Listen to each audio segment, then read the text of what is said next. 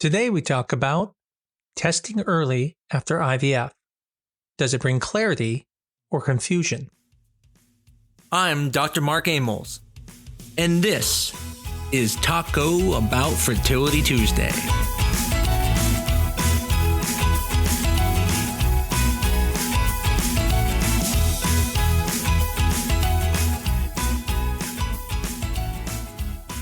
If you've been through IVF, then there's a very good chance that your clinic told you not to test early whenever you did an embryo transfer.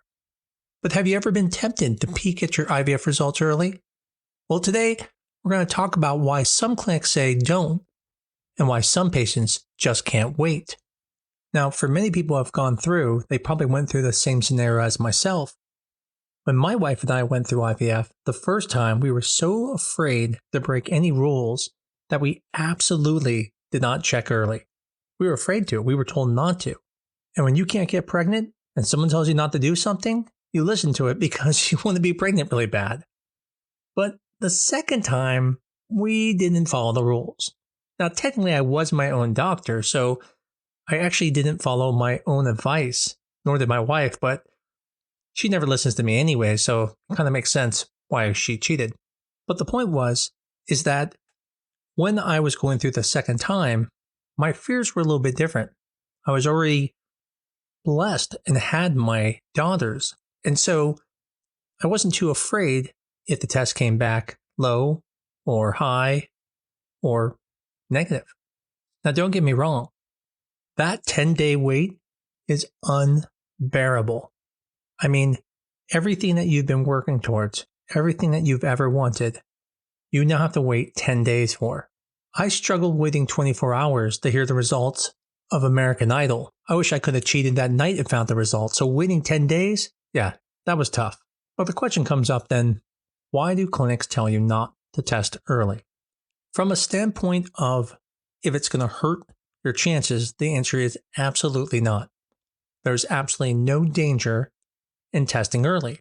You cannot hurt anything by testing early. But there are some risks of the test not being perfect. The accuracy of an early urine pregnancy test is very good, but not when it's done extremely early. There are the chances of false positives and the chances of false negatives. For example, if you check the blood work on day 4, you will see that there's just a slight bit of HCG. Most of the time, it will even be negative on blood work. So if you do the urine pregnancy test on day 4, it's definitely going to be negative. Well, the same thing can be true on day 5 or day 6, because if you don't have a test that has high sensitivity, the urine pregnancy test could be negative and you could think you weren't pregnant. And then that could cause harm, not just from the emotional aspect, but then if you decide to, let's say, stop your progesterone, you could then end the pregnancy because you stopped it too soon, not realizing that you just didn't see the results yet because your test can't see it that early. So if there is one thing that you'll hear through the theme of this is always go for your pregnancy test on day 10 when the clinic wants you to have it, regardless what you think, because sometimes tests can be wrong. This reminds me of 2 separate situations. The first one was a friend of mine, and she at home tested and it was negative, and I believe she tested on like day 6 or 7. And so when she came in on day 10, she's like, well, I already know it didn't work. And I said, well, listen, let's just check. Those tests aren't perfect. And she was already convinced there's no way it worked. And lo and behold, she was pregnant. The number was actually pretty decent. It was close to 50. And she ended up going on and things went fine. So here's a situation where she just happened to have a test that wasn't that good, told her it was negative, and it actually wasn't. And I can tell you that the HCG should have been there by then.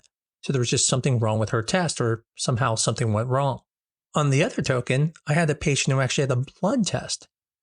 And this was done through like LabCorp. And it came back negative. And so I called the patient, let her know, I'm so sorry this came back negative. And she said, that's so strange because my urine pregnancy tests are positive. Well, as you can imagine, I was extremely confused. And lo and behold, we had LabCorp run it again. And it was their test that was wrong. So this is why it's so important to make sure that you end up having that final test. So that way, in case something's wrong with the urine test, the blood one will show it. But as you see, there is also a benefit by her doing the urine test, because we would have told her to stop everything and she wouldn't. But before we get into some of the positives, let's still talk about some of the negatives. One of the main reasons why clinics don't want you to test early is because it's not really an absolute value. It's a quantitative result that tells you there is HCG there, but it doesn't tell you that the number is appropriate and that the pregnancy is doing well. And so as you can imagine, you find out it's positive, you're completely excited, and then you come in on day 10, you find out the number isn't as good as you thought it was. That roller coaster of emotion is exhausting. Even just seeing early pregnancy tests and watching the strip get a little bit darker, maybe a little bit lighter, now you start worrying about the pregnancy. It creates an emotional roller coaster that is extremely difficult. And so I do agree that on that first IVF transfer, it may not be a great test to do because IVF is already stressful enough. Now you have to take the stress of wondering, did it work? Did it not work? Or you're doing something wrong. The other situation why they tell you not to test too early is because it depends on whether you did a frozen embryo transfer or whether you did a fresh embryo transfer or even a modified natural frozen embryo transfer. If you did a modified natural frozen embryo transfer or a fresh embryo transfer where you had an HCG trigger, it is possible that you could be picking up the HCG from the trigger shot. And so now you think you're pregnant when in reality, you're not. So in summary, if you are doing a frozen embryo transfer, then any HCG found is likely from a pregnancy.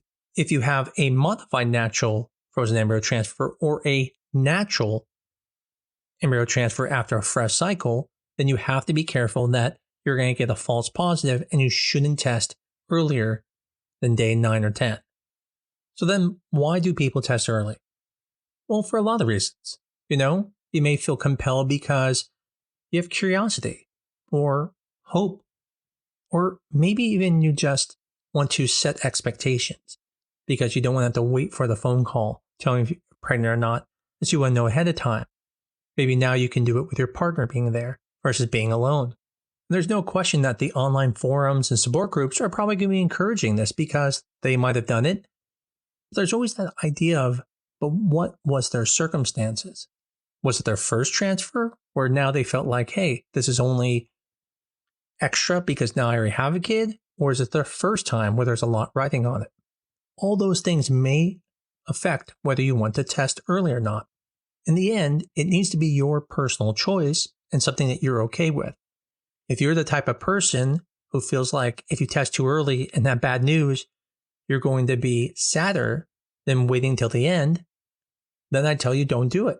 The same thing is, if you're the type of person who feels like if you had a positive on the home pregnancy test and then later found out it wasn't good, that would be crushing. I wouldn't do it as well.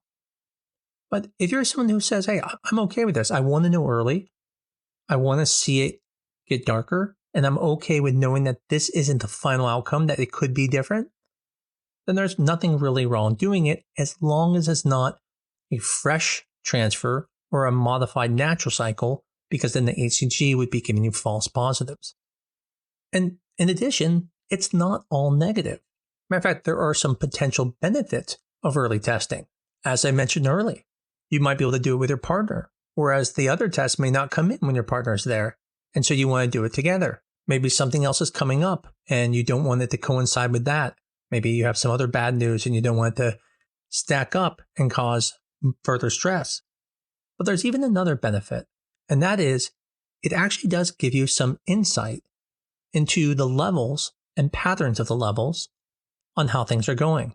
And what I mean by that is, if you are seeing positive pregnancy test early on, and then your day 10 comes back 0, and they tell you you're not pregnant, then you know that it did implant, that things started and then something happened. Now, it's not as good as a quantitative measurement where you can draw your bloods on day 5, 7, 9, 10, stuff like that. There you can actually see the absolute numbers and can even get more details. But maybe your clinic doesn't do that. And so if they don't do the early HCG testing, then you can do the home pregnancy test at home, and that can give you some insight. If it ends up being very low level, where you see just a faint line the whole time and it never goes up and goes back down, that may be an implantation issue and that it struggled the whole time. If it's a very faint line and goes to day 10 and that number's low and keeps going up, but it's still very low, that could be something like an ectopic. If the level's looking really good and it's getting darker and darker, and all of a sudden the next day it's lighter, then something major could have happened that caused a catastrophic issue that caused the HCG level to drop severely, telling you that something maybe developmental or some issue occurred, and that's why the pregnancy was lost. The point is, it's not all bad news. There are some good things you can get from it. It's just important to remember that HCG levels might not be detectable on day 5.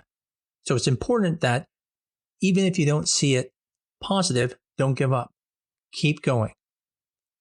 In the same token, don't ever stop your medications until you're directed to by your doctor. And the most important part of all of this is always do the follow-up HCG from your clinic. I don't care if you think you're not pregnant, always get that test, because no test is perfect. And there's no question that urine pregnancy test can be off and may give a false result. In the end, there is no wrong thing to do. You can test early. You can wait and not test. Whatever is best for you. The only thing that is wrong is you don't want to test early if you use an HCG trigger. And you also don't want to stop any medications if it's negative. You always want to make sure you get the HCG level that your clinic ordered. It's just important to do what you feel comfortable with and what you feel you can emotionally handle. I can honestly say we didn't even think for a second about testing early on our first IVF transfer. But on our second, yeah, we were definitely checking early. I hope you enjoyed that podcast. I bet maybe you have thought about this once before and were scared to check early, and at least now you know it's not unreasonable to do. Just understand the emotional aspects of it and what some of the pitfalls can be. I also hope you learned some of the benefits of doing the testing early, where it may be able to give you some insight in case it didn't work. As always, I greatly appreciate everyone who listens to this podcast, and I always say, if you can, tell everyone about our podcast, give us a 5-star review on your favorite medium, but most of all, keep coming back. I look forward to talking to you again next week in 2025 on our Season 7 of Taco Bout Fertility Tuesday.